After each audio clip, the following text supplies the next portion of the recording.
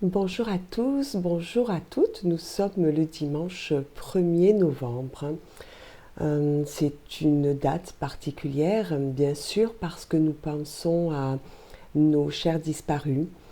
Nous n'attendons pas évidemment ce jour-là pour y penser, pour les chérir, mais c'est une date particulière au niveau énergétique. C'est un moment privilégié pour communiquer d'un monde visible à un monde invisible, et cela, qui que vous soyez, quoi que vous ayez comme parcours, c'est possible. Donc je vais me présenter, je suis Maguelonne Bon, thérapeute et énergéticienne, je suis guérisseuse de l'âme et également passeur d'âme. Alors passeur d'âme, c'est un rôle particulier puisque c'est cette mission que j'ai lorsque une personne est passée de l'autre côté. Lorsque cette personne est décédée, je l'aide à passer, au besoin bien entendu, vers la lumière divine absolue et authentique. J'ai bien sûr des prières que je récite, que je mets en place avec un protocole, et je voudrais vous dire que cette mission, c'est une mission qu'il est important de réaliser avec justement ses intentions. Vous savez, on ne choisit pas qui vient taper à cette porte pour qu'on l'aide à passer de l'autre côté. On le fait pour tous, on ne choisit pas quelle âme va passer ou ne va pas passer. On essaie d'expliquer, par exemple, à cette âme qu'elle n'est plus sur ce monde terrestre de chair et d'os, qu'elle n'a plus lieu de rester ici-bas, et qu'il y a pendant ce voyage qu'elle va faire sur une quarantaine de jours, son âme va s'apprêter à monter. Et durant ce voyage, elle va devoir travailler, c'est-à-dire être face à sa vie terrestre, ce qu'elle a fait de bien, ce qu'elle a fait d'un peu moins bien, et elle va réaliser au centuple ce qu'elle a pu apporter justement à elle-même, mais aussi aux autres, de bien et de moins bien. Voilà, donc ça c'est une partie qui est en moi et qui est en moi d'une manière très forte. C'est la raison pour laquelle aussi je nettoie des lieux de certaines énergies, parce qu'il y a des personnes qui ne savent pas qu'elles sont décédées et qui ont tendance à rester dans leur maison parce que ça a toujours été leur maison. Et elles ne comprennent pas, par exemple, ce que peut faire un couple dans cette même maison, un couple qui serait devenu propriétaire de ces lieux. Voilà, les personnes décédées ont du mal à quitter parfois ce monde matériel. Il y a d'autres personnes, bien sûr, qui sont passées de l'autre côté également et qui n'ont pas compris toutes les conséquences d'un acte. Je pense au suicide, par exemple, et les conséquences, le chagrin que peut ressentir l'entourage, les proches, les personnes qui sont en souffrance face justement à cette incompréhension. Il y a des personnes qui parfois laissent un message avant d'accomplir cet acte malheureux, mais il y a des personnes qui le font sans expliquer cet acte-là, et c'est aussi un accompagnement que je fais auprès des familles, bien sûr, qui le souhaitent. Je voudrais également vous parler de ce positionnement que l'on peut avoir en cette période de crise sanitaire. Bien sûr, les ondes sont remplies de nouvelles de plus en plus accablantes. Alors, moi, j'ai envie de vous dire, soyez dans votre lumière, c'est-à-dire soyez dans la résistance. Lorsque j'ai mis en place des ateliers de pratique, ils ont eu pour objectif de dévoiler la lumière que nous avons chacun ici au niveau de notre plexus solaire, mais que souvent nous ignorons. Alors nous ignorons cette lumière par manque de connaissances. Nous ignorons cette lumière parce que nous avons vécu de telles épreuves que cette lumière est insoupçonnée.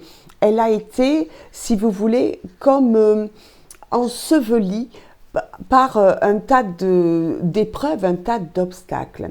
Cette lumière est également étouffée par ce que l'on entend et qui nous dérange, qui nous accable, qui nous attriste et qui nous fait peur. Alors bien sûr, pendant ces ateliers, nous travaillons sur les émotions pour apprendre ou réapprendre à les gérer d'une autre façon pour que le sentiment puisse être et que les émotions puissent être en berne pendant ce travail qui est un travail de fond. Beaucoup d'entre vous m'ont demandé à travers des mails si je pouvais mettre en ligne les ateliers de pratique. Alors je me suis dit que en cette période, eh bien, je pourrais faire en effet des ateliers de pratique par le biais de YouTube puisque nous sommes dans ce confinement et cela permettra bien sûr à toutes les personnes qui ne sont pas de ma commune ou des alentours, puisque je suis résidente dans la ville de Sète à côté de Montpellier, dans la région de l'Occitanie.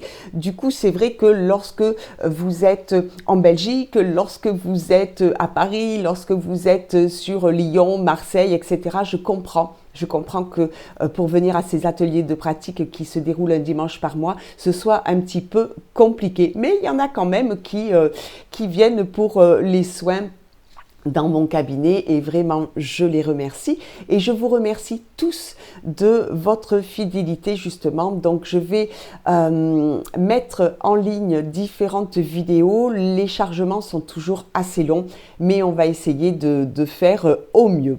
Alors je voudrais revenir sur cette lumière que l'on a tous au fond de nous.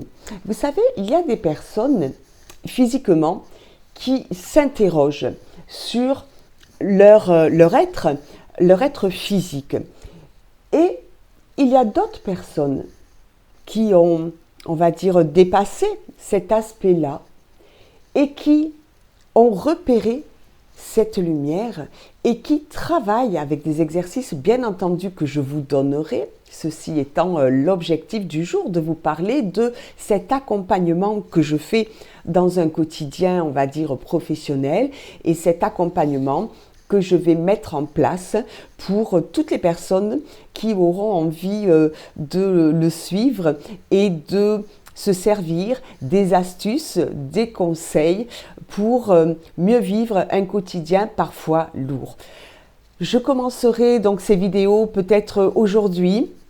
Elles risquent d'être un petit peu décalées parce que, comme je vous l'expliquais précédemment, pour des fois 8 minutes, 12 minutes, il y a un téléchargement qui est très long, mais ça n'est pas important.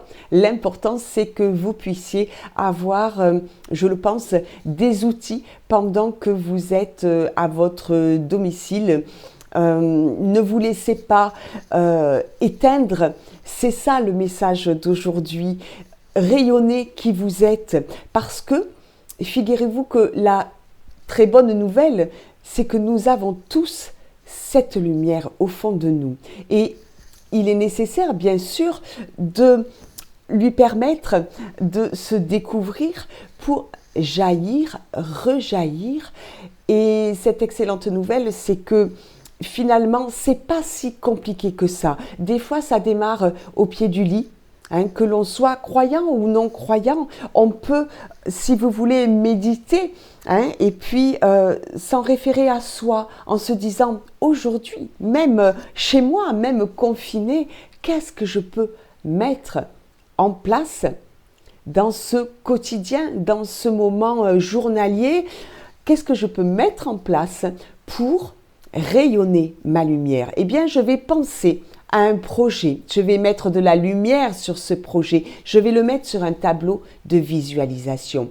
qu'est-ce que je peux faire? Eh bien, regarder par la fenêtre et au lieu de voir que le ciel se couvre, qu'il commence à faire froid, que nous rentrons pleinement dans cet automne, à l'approche de l'hiver, et que fini la plage, fini les châteaux de sable, fini les belles promenades, eh bien, au lieu d'avoir ce regard, au lieu de porter cette attention et du coup cette intention plus ou moins négative, soyons dans la reconnaissance. Oui, même à l'intérieur, sachons être libres, libres de voir que, eh bien, c'est tout à fait logique que nous rentrions dans une saison telle que l'automne. Et puis l'automne, c'est si beau, avec des couleurs magnifiques qui sont jaunes, orangées, rouges, qui sont les couleurs de la vie, aussi bien que les couleurs d'un ciel d'été. Vous voyez la perception que l'on a des choses. C'est un petit peu pareil pour la perception que l'on a de soi. Cessons donc de nous accabler, cessons donc de regarder en arrière en disant « mais je n'ai pas fait ça, et pourquoi, et je ne suis pas comme ça, et moi je n'y arrive pas ». Mais apprenons à nous connaître parce que nous ne sommes que des êtres uniques avec un potentiel énorme, mais qui l'ignorons. Croyez en vous, croyons en nous, de façon à ce que nous puissions modifier cette énergie, modifier notre quotidien, parce que nous ne resterons pas tout le temps enfermés, parce qu'il y aura bien sûr des jours meilleurs, et parce que dans cette attente, nous devons vivre et cesser de se dire, eh bien, je suis en survie. Non, non, non. Nous sommes dans la vie. Et plus nous serons dans la vie et dans la lumière de qui nous sommes, plus le reste s'effacera, s'estompera. N'est-ce pas dans l'obscurité que l'on voit la lumière? Fouillez au fond de vous. Je vais vous y aider. Je voudrais tellement que vous puissiez reconnaître la belle âme que vous êtes, parce qu'il est question de ça, de trouver ce qui va vous permettre de vous découvrir, de découvrir le meilleur de vous-même, mais de partager aussi votre état de pleine conscience avec vos parts d'ombre. Nous avons tous nos parts d'ombre. On ne va pas les jeter. On va bien les regarder en face et là vous verrez aussi quelques exercices que je vais vous donner pour vous faciliter justement la tâche. Ce n'est pas si compliqué que ça. L'intention compte beaucoup. Voilà, je vous souhaite une très belle journée. Elle devrait être lumineuse parce que vous allez vous redécouvrir et ça, c'est une très très belle nouvelle. Je vous dis à bientôt.